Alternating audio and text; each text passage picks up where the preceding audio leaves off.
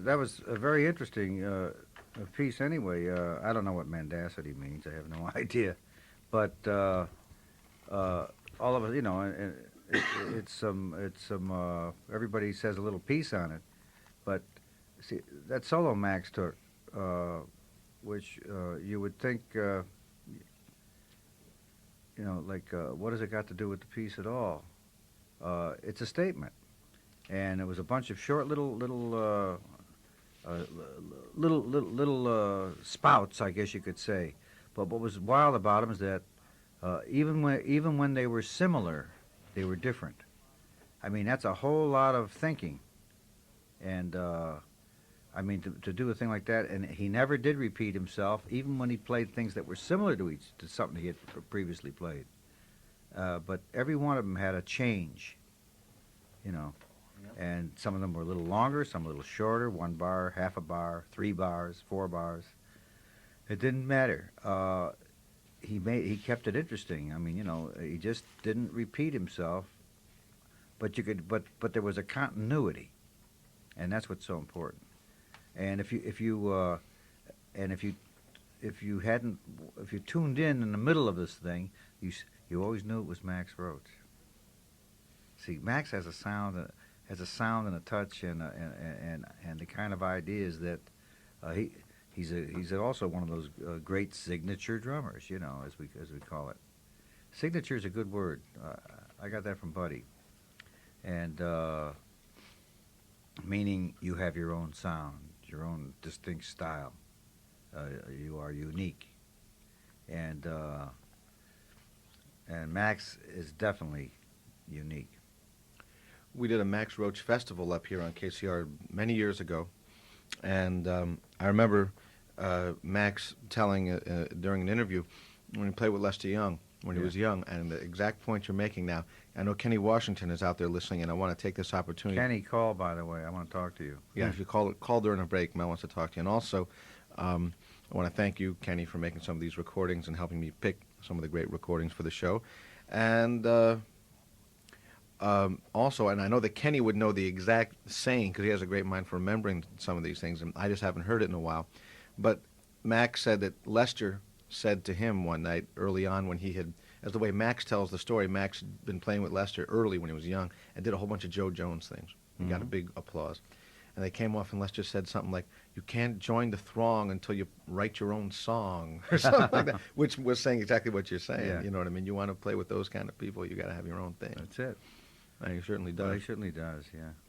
It's 7 minutes before the hour of 1 o'clock. We're up here with Mel Lewis and realizing with the Max Roach records, and I talk with Mel in between tracks, that there are so many great Max Roach items, and we could actually do this whole show on Max Roach. Of course, we can't just because we do have to push on and get to other drummers, but we just have to play some more because there's so many great things. I'm saying to myself, well, what should we emphasize? Should we play a recording he made with Thelonious Monk where he integrates the timpani into the accompaniment, which is an interesting idea that goes back as far as Vic Burton and Stan King on some of the old Red Nichols and Bix Beiderbecke records, having a timpani along. And, of course, the way Max did it, it had never been done before.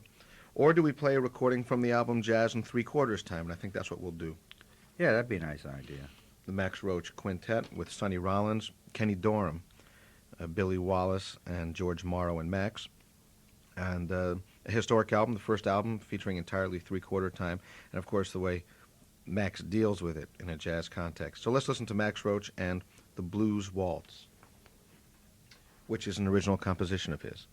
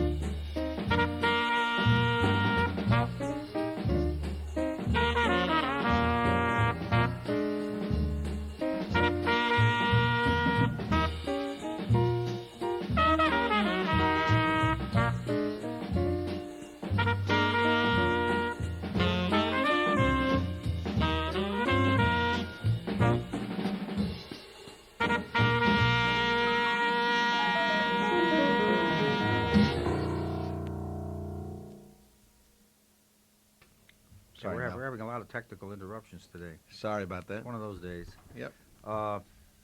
Anyway, and if I sound like I have something in my mouth, I have a piece of butter. I'm licking on a piece of butterscotch, so you have to forgive me. It tastes good and it keeps my mouth wet. Max, see, but one thing I like about what he's doing there is that he's playing the waltz. I mean, he's playing pa pa pa pa. I mean, he's not trying to be technically fancy. He's playing waltz time, and in other words, you could get up and dance a waltz to it. Also, you know, in those days, you know, it was. I mean, it's not that long ago, but it's long enough ago. This album came out pretty, you know, at a reasonably long distance from today, and you know, the players, even the horn players, nobody was really used to that yet.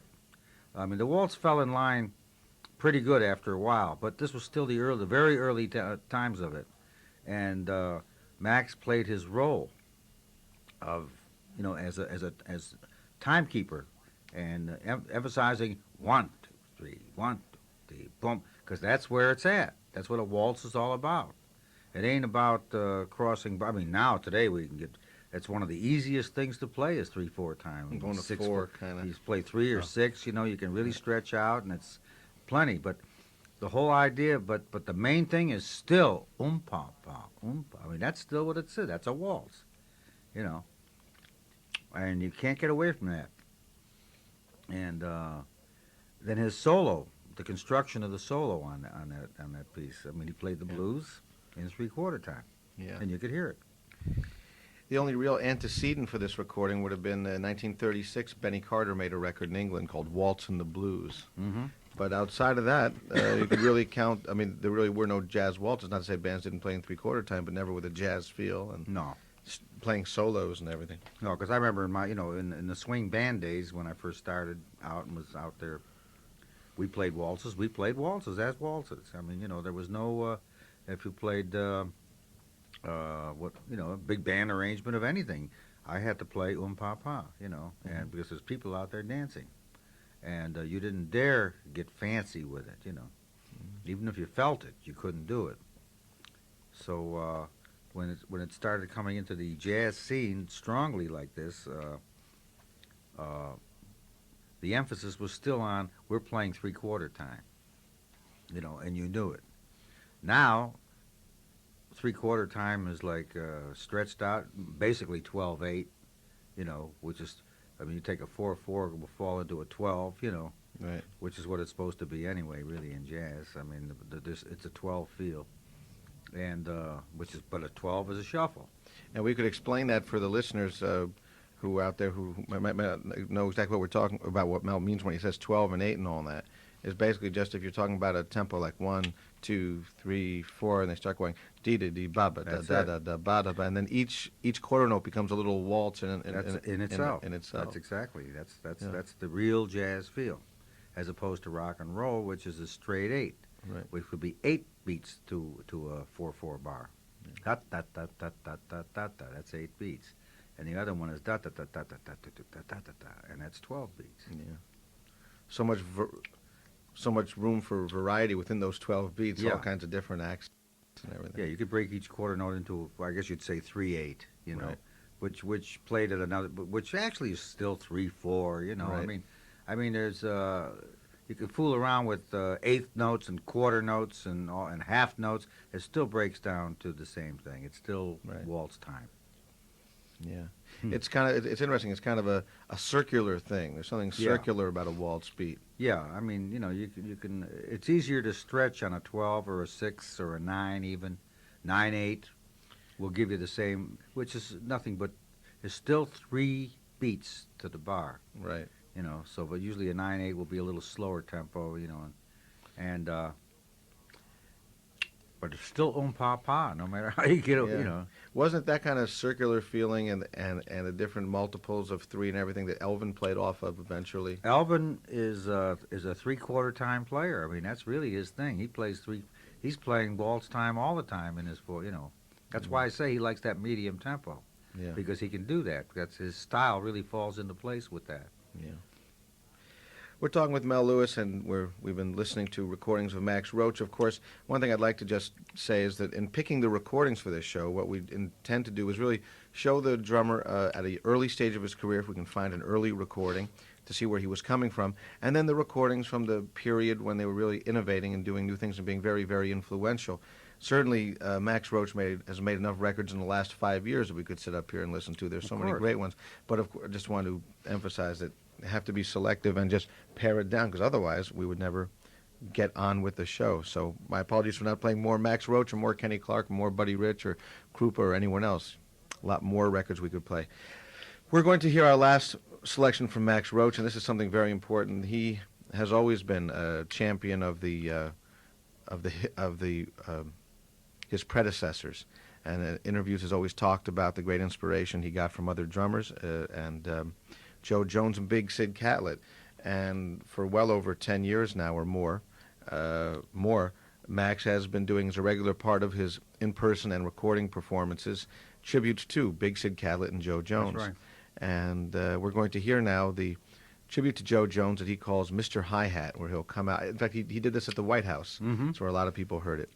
Yeah, it's the thing where he comes out with just a hi-hat and sits down behind it, and no other drums, nothing there, just a hi-hat. Yeah. And now you have to understand, he doesn't play like Joe Jones on this at all. He doesn't make any attempt.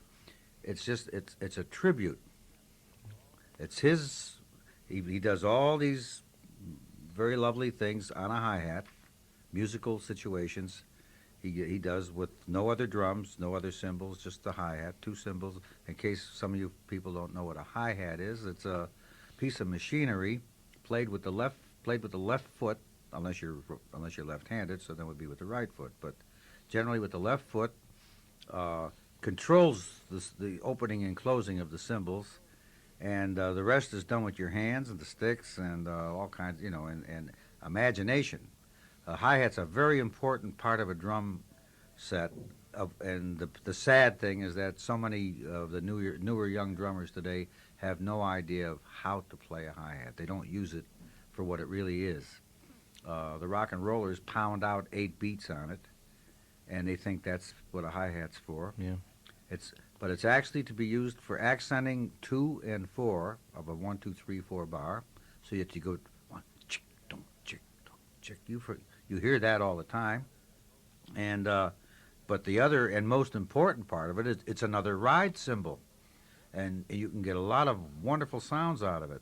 Joe Jones was the master of the hi-hat, and he used it probably more than anybody in the history of drumming. I think he really emphasized the use of the hi-hat. He could get so many different sounds out of it, and that's what Max does on this tribute to him. He gets a lot of different sounds out of it, but he also uses, but the rhythms are Max Roach, and it's Max's tribute to somebody he really adored. I know that they were very good friends besides. He really cared a lot about Joe as a person, as a human being, and of course as a drummer. To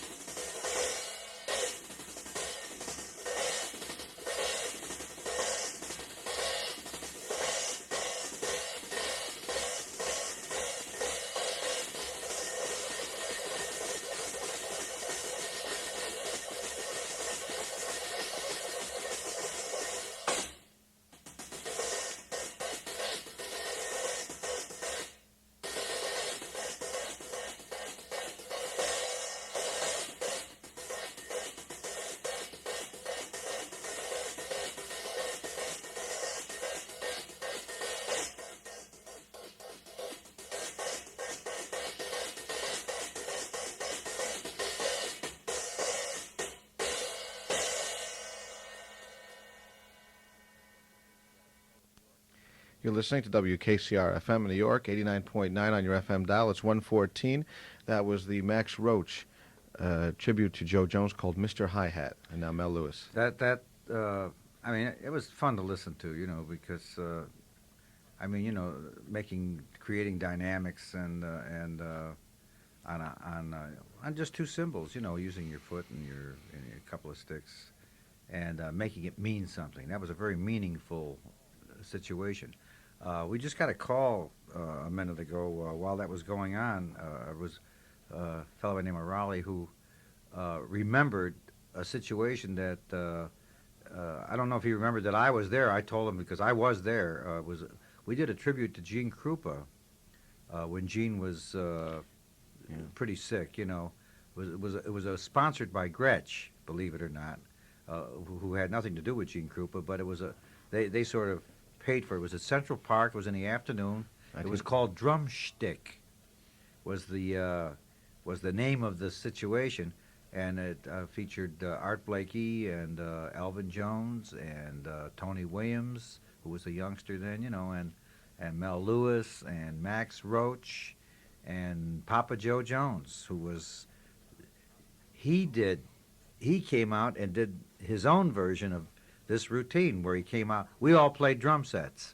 We all did solo numbers on that day. And at the end, we were all wiped out by Papa Joe, who came out with just a hi-hat and sat down and played a hi-hat solo, which is probably what inspired Max to do this afterwards. And although he does it his own way, that's Max Roach playing a hi-hat solo in his tribute to Papa Joe. But Papa Joe did his thing and just wiped us all. I remember the reviews, which were very good on that, because it was a very nice afternoon. Everybody did something different. I played solo. I played a ballad. I actually did a solo drum thing, and Tony Williams brought in. He had a singer and a dancer with him. I mean, everybody could do whatever they wanted. And Elvin had his group with him, a quartet, and Roy Haynes was there. I forgot Roy was there. It was a great afternoon. I mean, all these marvelous drummers, all doing something different, but all in tribute for Gene. And then at the end, Papa Joe, we called him Papa Joe because to differentiate between Philly Joe and Joe Jones.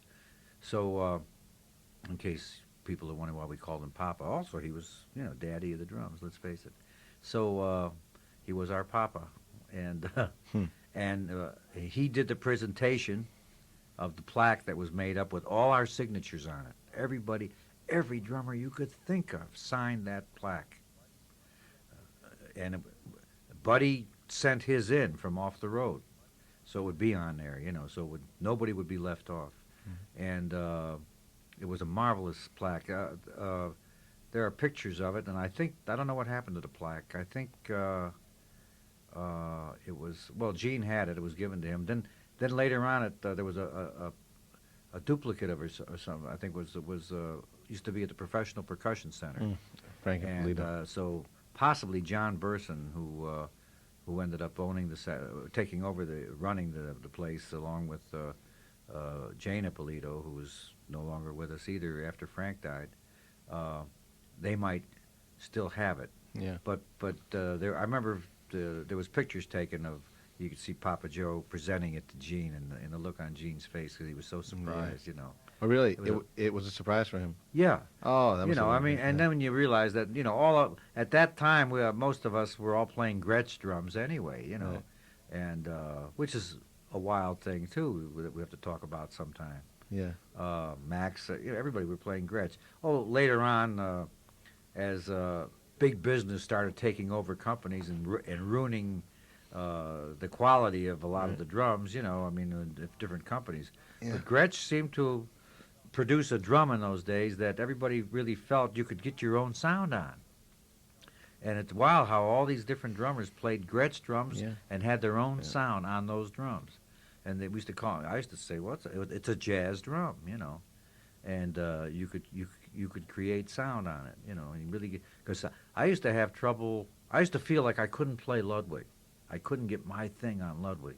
I couldn't get my, but later on I found out I could get my thing on Slingerland, you know. So, and now I'm getting my thing on Pearl. I sound just like I did on the Gretsch. But I think the Pearl What drum is it? today, What is it? I think the Pearl, the shell, the way the shell is made. What's a shell for the? The shell is the drum. Okay. I mean, everything else is hardware or equipment, but the shell is the drum. That's the drum, you know. Right. And then, of course, the kind of heads you use. Right. And so here we are, all those Gretsch drummers paying tribute to probably the leading Slingerland drummer of all time, you know. But that was a wonderful day. I remember that. And Joe did play. He played it. He just wiped us all out with that hi-hat solo. Yeah.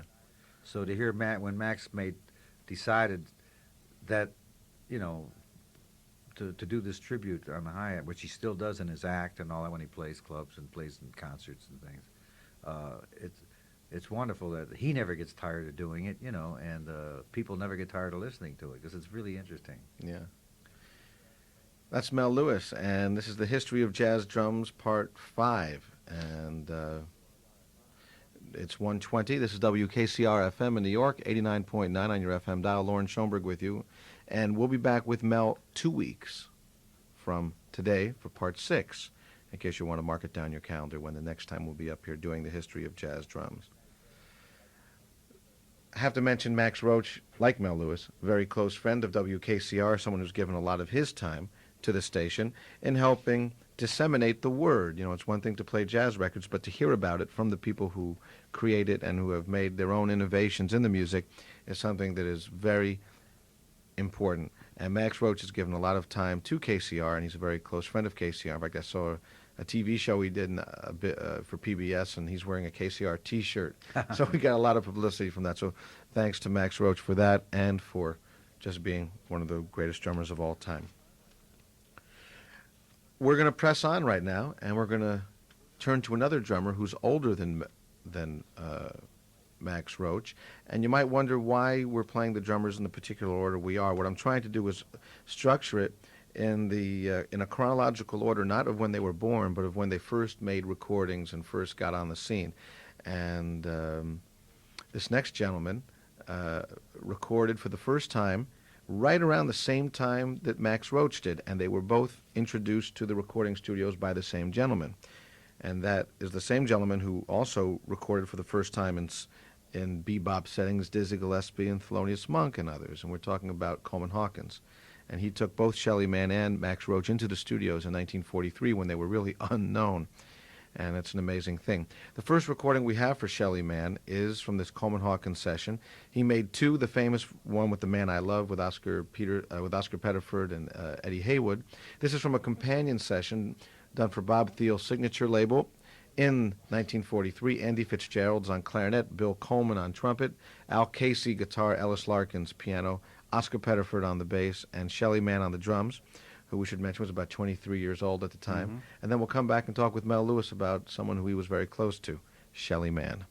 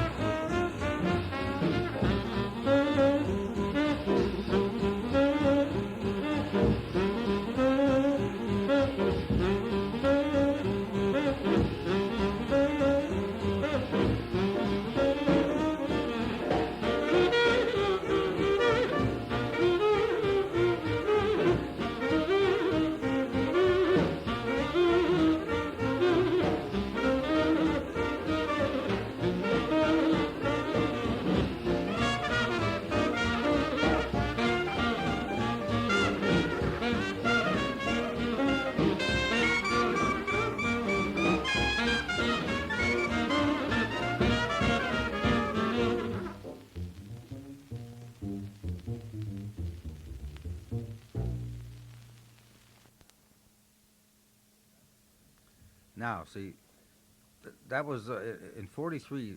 In those early days, Shelley Mann was in the Navy. He was stationed, I don't know, out in Brooklyn or somewhere around there, and he used to every chance he could get some kind of leave or the day was over, Right. he'd run into Manhattan and run around looking for places to play or to. He loved to play, and he'd run around looking for places to sit in, you know, and Max Rhodes knows a lot of those because he knew Shelley then too, and like. In fact, they were both two young guys fighting for recognition and chances to play. Mm-hmm. And Shelley was funny about it. I mean, you know, in fact, when I first met him in New York, he was playing at the Royal Roost, and he wouldn't let me sit in. I used to rub it in later on, you know. And later I said, "You wouldn't let me sit in, you know. Why wouldn't you let me sit in? Because he wanted to play. He just didn't want to let anybody sit in, where other people did, you know. I used to think, wow, what kind of a guy is this? Actually, he was a wonderful guy. He just didn't. He just was looking for his chances to play all the time, and he hated to relinquish the seat to anybody. But this period, he was in the Navy, so he couldn't really work professionally in the city. I mean, because you know he couldn't book dates, so he just looked for chances to play whenever he could, and. Shelley's father was a percussionist. Could you give us some background about where he's from and about his early? Well, he's born in New York, you know, and his father was a percussionist, and I understand. I never knew his father, but I understand that he was he was like a Billy Gladstone type of player, and was was doing a lot of work around New York. His dad. And Shelley just followed in his footsteps, you know, except that he fell in love with the jazz scene, like we all did. And his big thing was going out to play. Yeah. And That's- so That's probably how and that's how he got hurt. on Yeah. this session. Well, they heard, you know, I mean, people like Coleman Hawkins and all that, you know, at these jam sessions, which were so popular in those days. I mean, the great musicians always were looking for jam sessions. That's how they got to be great, you know. Excuse me for the noises I'm making with this piece of butterscotch again. But Shelley was one of those guys that loved the challenge, you know, and he wanted. Now, if you notice, see, on that particular session, he's playing swing big band drums, you know. It's I hear Joe Jones there, and I heard some Sid Catlett, Catlett, yeah. you know, which seems those two guys were, I think, the favorites of all of us. I think any jazz drummer of merit today who would list his favorite drummers and leave those two off, usually you'll hear them say those are the first two names you hear, you know, or certainly within the first four names you hear, Yeah. and That's you can hear that influence that there cymbal too. beat was marvelous, really. It was. Shelley's cymbal beat was on the wide side back then, and it got wider later on when he got after when he was in the Kenton band, because Kenton. And I'll explain how that happened when we get around to those Right. pieces. But and he swung. It did swing, you know, and of course he's playing one of the greatest bass players in the world too, is Oscar Pettiford. Yeah. And they hit a nice groove. And like you said, it was wild because you said is the picture of the session. There's a picture of it. There, nobody's near. Everybody's 10, 20 feet away from each other. And the drums he's playing on here probably were the studio drums because being he was in the Navy, Right. he couldn't be dragging drums. He probably didn't even own a car in those days. You know, he was a young kid. Should mention the name of that record was called Hawkins Barrel House, and it's on that most recent issue is on the Doctor Jazz label. And all right, well that was Shelley Mann at an early stage of his career, 1943, and as Mel said, coming strongly out of Big Sid and Joe Jones, but swinging. And right now we're going to hear him in, I guess, the setting which really brought him to national fame, as it did Mel Lewis about 8 years later, as being drummer with the Stan Kenton Band. And to many folks, the only real, I shouldn't say the only Stan Kenton records to listen to, but the records of Stan Kenton's that get listened to the most are the ones when Mel Lewis was in the band or the ones when Shelley Mann was in the band. That's right. Yeah. And right now we're going to hear Shelly Manne and a record that Mel requested for the show. This is called Artistry in Percussion.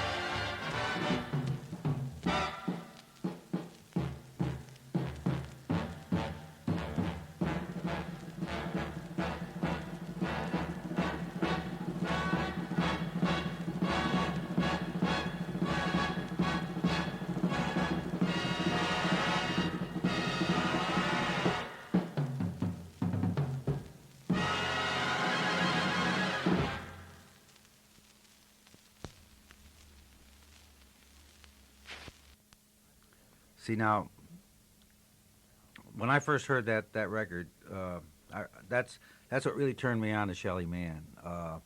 First of all, it's called Artistry in Percussion, and it was very artistic. That was the avant-garde music of the time, and you know that he had he just had a small set. I mean, you know, they were large sizes, but I mean, he had two tom-toms, snare drum, and bass drum. And he muffled the snare drum, of course, so that gave him the three. So it's bing, bom, bom, bom. See, if he'd had another tom-tom, he could have gone bing, bom, bom, bom. Right.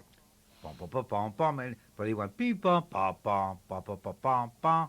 He made the most out, and using the bass drum, he made the most out of a little. And of course, he just, well, the way the whole thing, and the changes were all beautiful. I mean, What changes?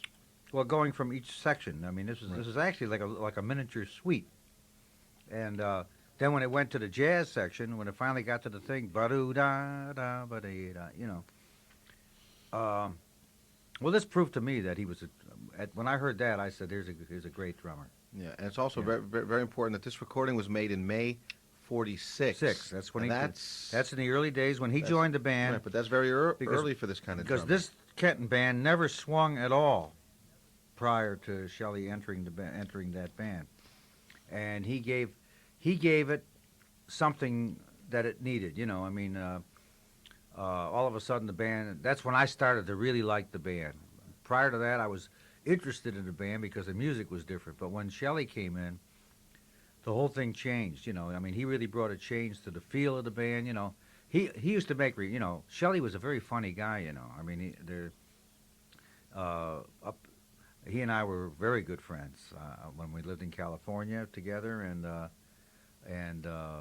anytime I ran into him after that, and when he'd come to New York, he'd call me. If I went to L.A., I'd call him. We'd call each other long distance a couple of times, like to pay compliments. We heard something special or something like that. And the last time we hung out was when he was here. We did a tribute to Kenton, and Shelley was on that show. He was the master of ceremonies. Was that And 82? That was in '82, yeah. And it was the only drag about that concert was that it wasn't recorded. It should have been at least a tape made, because it was my band, you know, and with Shelley, and we had Kai Winding and Bud Shank and Anita O'Day and Maynard Ferguson. I mean, it was a great concert. And then we had Ernie Royal back in the trumpet section with us because we needed 5 trumpets and needed a high note man on it. And Eddie Burt joined the trombone section, so we had the 5 trombones and so on to play those parts and all that. And everybody loved the show. I mean, it was really George Wein even said it was the best show of the week. It was the best concert. And Shelley and I did some duet things together on that. You know, it was really marvelous. And he was still playing at that point. Is great. You know, he was a great small group drummer. I liked him better in a small group, you know, actually. But he used to complain about this band being, he used to say, it was like chopping wood. And he left the band for a while to go with Woody because it swung so much more. It was so much easier to play with Woody's band. But he came back to the Kenton band. And when he did, the publicity shots that were taken, because in those days, you know, there was a lot of hype on great musicians. And, of course, his coming back to the Kenton band was